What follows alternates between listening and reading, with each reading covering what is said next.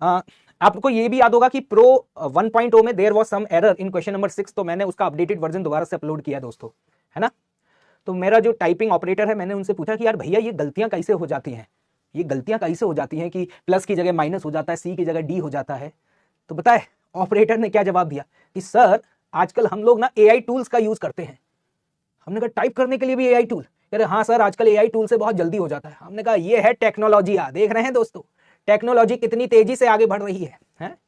हमारे स्टूडेंट जो है जब इनको क्वेश्चन दिया जाता है तो एआई से आंसर देते हैं, ऑपरेटर एआई से टाइप कर रहे हैं। लग रहा है कि कुछ दिन बाद हमारी जॉब जाने वाली है बेटा, लग रहा है एआई मॉडल आके ही पढ़ा देगा। पढ़ा तो देगा, क्या तुम्हें लगता है कि वो आरवाई जैसा तजुर्बा ले पाएगा? क्या तुम्हें लगता है कि कल एआई मॉडल आकर के तुम्हारे भाई को रिप्लेस कर पाएगा? जल्दी बताओ।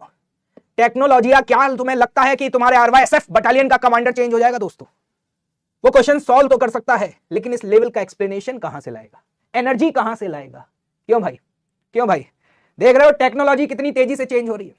दोस्तों आज जब मैं एआई का इतना बूम देख रहा हूं पूरे थ्रू आउट द वर्ल्ड में, तो पता है मुझे अपने समय के कॉलेज के कुछ दिन याद आ जाते हैं।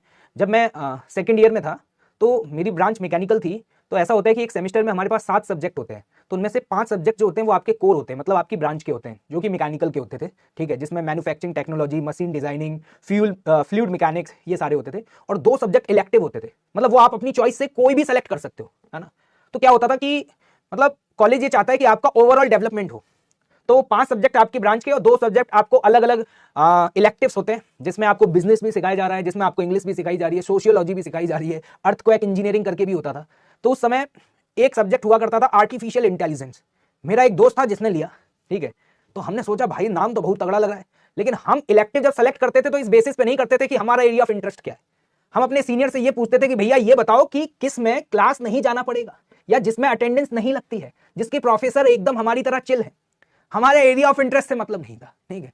तो दोस्तों हमारे सीनियर ने हमें बताया कि अर्थक्वेक इंजीनियरिंग के जो प्रोफेसर हैं बड़े मस्त। हमने कहा अर्थक्वेक इंजीनियरिंग, बड़ी बड़ी बातचीत हो रही है भूकंप वगैरह की, और उसने कहा वहां अटेंडेंस नहीं होती। भाई साहब हमने अर्थक्वेक इंजीनियरिंग ले लिया, वहीं पे हमारा एक दोस्त था उसने आर्टिफिशियल इंटेलिजेंस लिया।